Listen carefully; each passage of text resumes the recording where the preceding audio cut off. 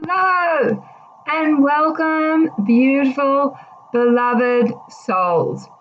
I thought today I would do something different. First of all, my name is Jen, and I thought this is a first for me. I want to talk about my life. As you all know, I was born 1961 in England. I was born to a mother who fought at the time, or this, step back a little bit. Before I was conceived, her period was all over the place. And she thought one day she was pregnant with me because, she was having sex outside of marriage, and she was so scared she went to her mother. Her mother gave her a pill to abort me, but she wasn't pregnant with me. And how do I know this? Is because when she had to get married because she thought she was pregnant. And when she got married and later I was born, I was only 6 pounds, and I was covered in hair, and she said I was due Christmas. I was actually born in January, and if you look at all the signs, I was actually a preemie baby. And this is important because my mother married a very abusive man, and she blamed me because she thought she was pregnant when she never was. So she never had needed to get married to this man in the first place. So anyway, I'm born. I'm the oldest of 3. I have 2 sisters, and my family's very toxic, dysfunctional. So I just spent the first 6.5 years of my life in England.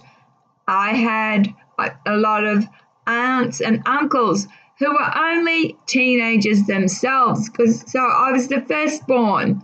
My cousin, I only have 5 cousins, and the oldest cousin is not, put it this way, my sister is older than my cousins. That's how much of a gap. So we decided, because my father was a drunk, my parents went bankrupt.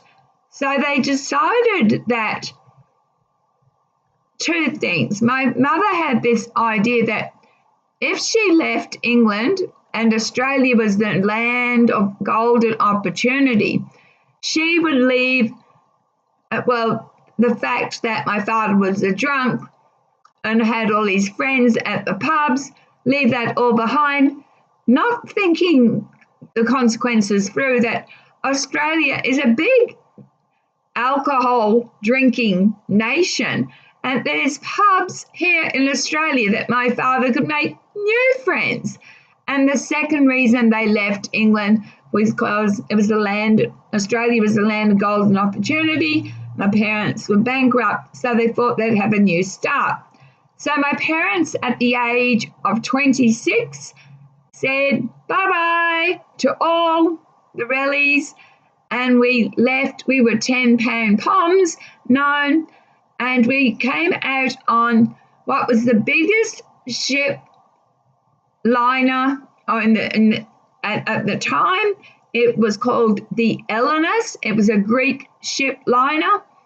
It took 6 weeks to get to Australia, and it went round the Cape Horn. Everybody except me and a few other children, because the boat was going side to side. People were seasick. My mother was very sick. But anyway, we went around Cape Horn, stopped at Cape Town.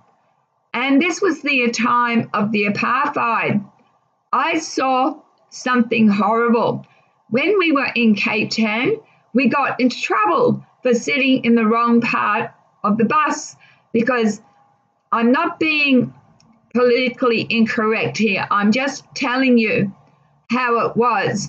So one section of the bus was for black people, one section of the bus was for colored people, and the other section of the bus was for white people. And it was the same with the streets.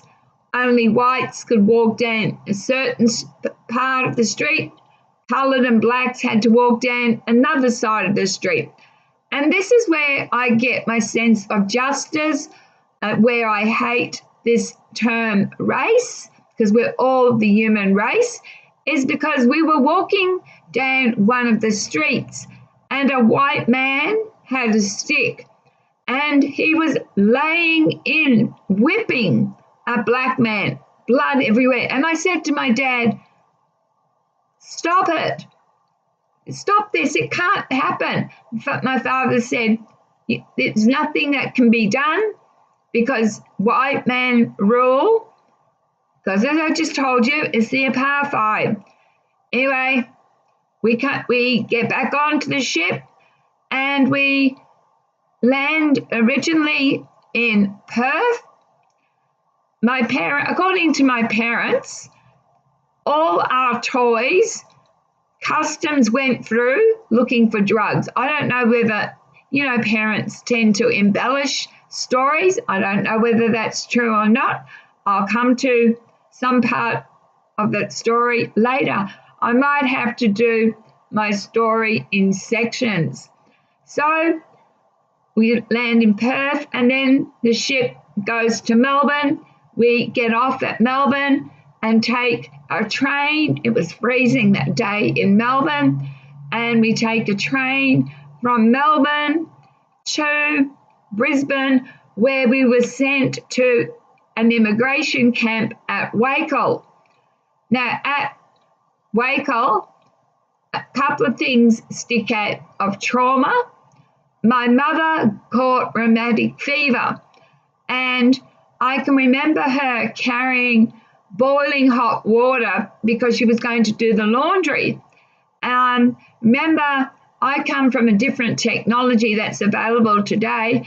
The technology in my time, when I started to take over the duties of washing, you did your washing cycle, and then you had these wringers that you had to put your clothes through, and once they were wrung out, you then did a rinse cycle, repeat, and hang out. But anyway, off the topic, my mother, having rheumatic fever, was so ill and we didn't know. She was carrying this water bucket, and she spilt it all over, ended up with burns, ended up in hospital. At the same time, this camp was at Wakel, so I was sent to Goodness State School. Now, because in England I had started school at the age of 4, but we did maths differently. In Australia, they did maths with what was called rods. So the rods, from memory, a white little rod represented 1, a little pink one represented 2, and I think it was green for 3. I forget the colour for 4, and yellow, I think, was 5. Correct me if you're my age and you remember. So because we didn't do that type of maths in England, I had to repeat grade 1. Also, because I'm a POM and not used to the vicious mozzies that lived here, they attacked our skin, and I'd scratch and scratch, and I had these sores on the back of my legs from scratching. And I clearly remember going to school, and my teacher believed I had school sores and made me sit on newspapers because school sores is quite contagious. I went home, told my mother that I was forced to sit on newspaper. Oh my God, did she get angry?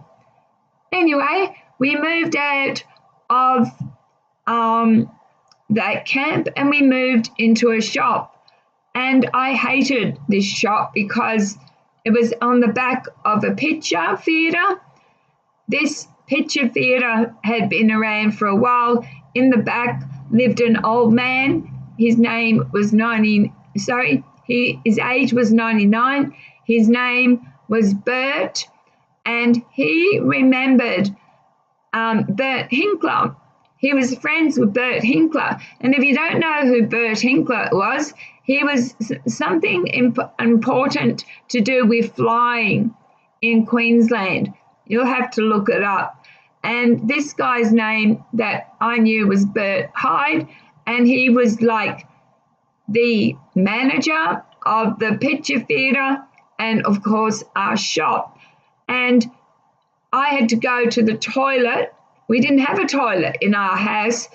It was like you went down this track, and we used the toilets that were part of the picture theatre. They were septic toilets. So this was in St. John's Wood. St. John's Wood is a part of like an estate of Ashgrove. This is where I developed my love for rocks. I met a man when I was about 10, and he showed me beautiful polished rocks. That was it. I was hooked. And ever since, I've been collecting rocks. And all over the place, I've left rocks because I've had so many rocks. At times, it's been too much to carry as you move. We didn't stay at the shop for very long. I went to Ashgrove State School because it just went broke. My parents went broke, bankrupt again, so we ended up walking out of there. My mother ended up getting a job as a clerk at the Royal Brisbane Hospital, so we moved to Ascot. This is when my father started to show his old symptoms of returning to being an alcoholic, but now he was a gambler as well. So I lived at Ascot and went to Ascot State School, and I'm about 10 here. And this was the time that my father first assaulted me, but I don't remember because how can I put this? As a young child, I had a sleep disorder. I still do. I had a sleep disorder, and you would wake me up, right? But I wasn't awake. And you could do things to me, but I wasn't awake. For example, we had one time really bad tonsillitis, and my parents took me and my sister to the hospital, and we should have been admitted. We were that sick, and the nurse had to come to our homes to give us a penicillin injection in the bum. Tell you that hurt. And they woke me up, and I was really aggressive, but next day didn't remember a thing. So, yeah, I probably am going to have to do a part 2. So we moved from Ascot to Taringa. And at Taringa, I went to Ironside State School. Ironside is one of the oldest schools, primary schools in Brisbane. And from there, living at Taringa, I then went to Indooroopilly High School, which I stayed at all the time I was in high school. And this is when my father's alcoholism umped up. In fact, my parents would buy wine. My father would drink it, and if he didn't throw it under my bed, so I get caught, and then they believed that I was the one drinking because I was going through puberty changes. So, every child that goes through puberty is a bit of angst, and my mother believed it was me until I kept saying, I'm not getting drunk. And then we would have wine for dinner, and she would open up a bottle and I'd taste it. This is water. So my father got very tricky and would replace wine with water. But stepping back a little bit, when I lived at Ascot, my mother decided that I would have organ lessons, the piano organ. So I learned to play the organ. My parents threw everything at me. I did swimming coaching. I did tennis coaching. No, I think they were trying, I don't know what they were trying to do, trying to achieve anything and everything. Anyway, I was a loner, always at school. Towards the end, and we'll get there at high school, I started off in grade 8 being a loner.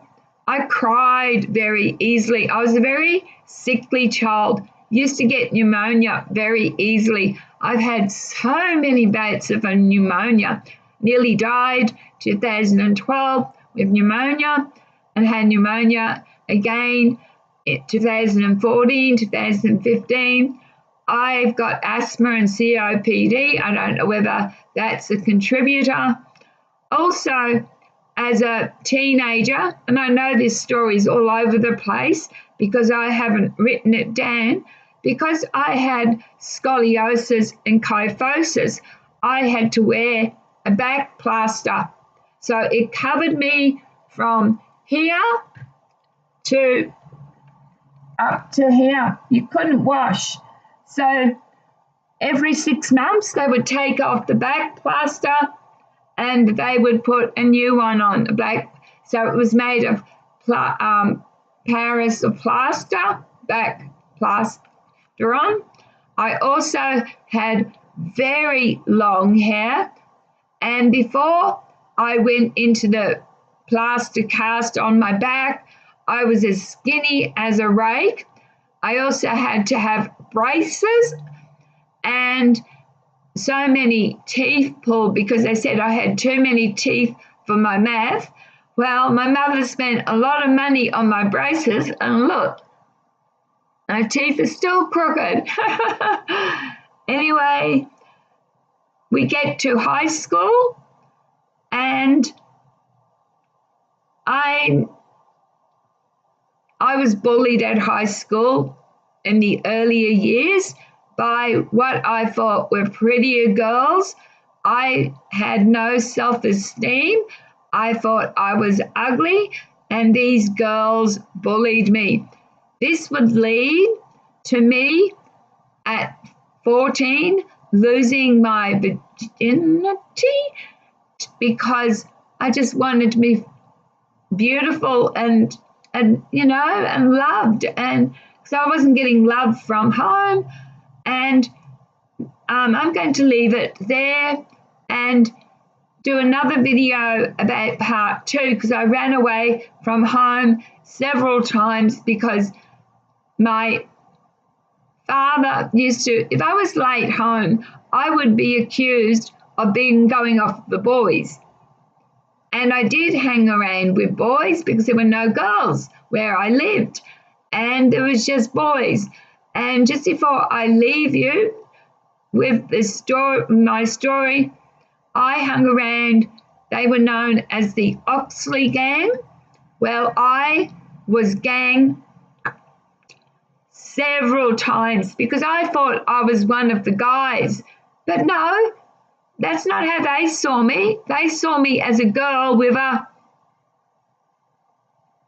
VAG, and so I was ganged several times. I don't want to, more than a dozen times. At 16, I decided to become a Christian, but anyway, let's leave it for there. So we're up to my high school years. My father's abusing me too, so and also my father is a very violent alcoholic. When he was sober, he was very nice man, but when he was drunk, it was like Mr. Jekyll and Mr. Hyde and Dr. Jekyll and Mr. Hyde. Also, my father gambled, and he would gamble and lose hundreds. And when I came home, because he had a couple of accidents, and so the first accident he had was when the trains became electric. He was in the tunnel and a train came and there's little sections in the tunnels where you can get in, but he wasn't fast enough and the train pinned his leg. So he got compensation from that. A few years later, he was working at Tennyson Powerhouse. It's not there now, but he was, and they didn't realise he was there. They turned on the vents, burnt his leg again, so he got another payout. This payout turned my parents into millionaires because they bought property. But again, I don't want to make this video too long. We'll do part 2. School years, I ran away from home because I was being treated very badly by both parents. One was abusing me, and also back to that gambling, I would come home from school and my father would ask me to pick the next race, the winner. I always got it right because, as you know, I'm a psychic medium, and I just knew, I just had the luck. But I used to go in my bedroom so scared that if he lost, I would be blamed. And another time when my father lost, had got compensation, he couldn't work anymore, so he would stay at home.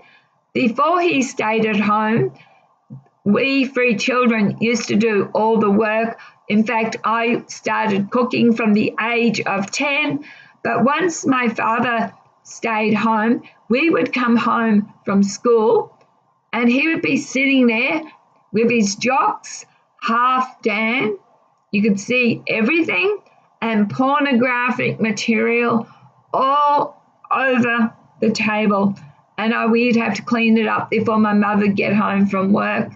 Look, I don't know how this story is going to go, but I'll leave it there for the time being, and then we'll pick up from there. So yes, I was a bit of an innocent, very naive when it came to street sense.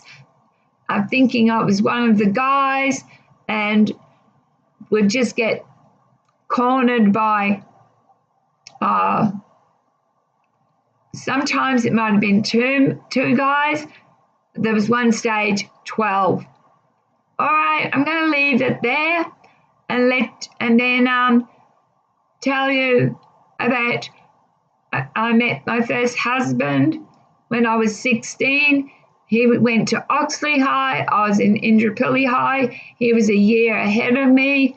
He turned out later to do medicine, and I went nursing. But I'll leave that story for another time.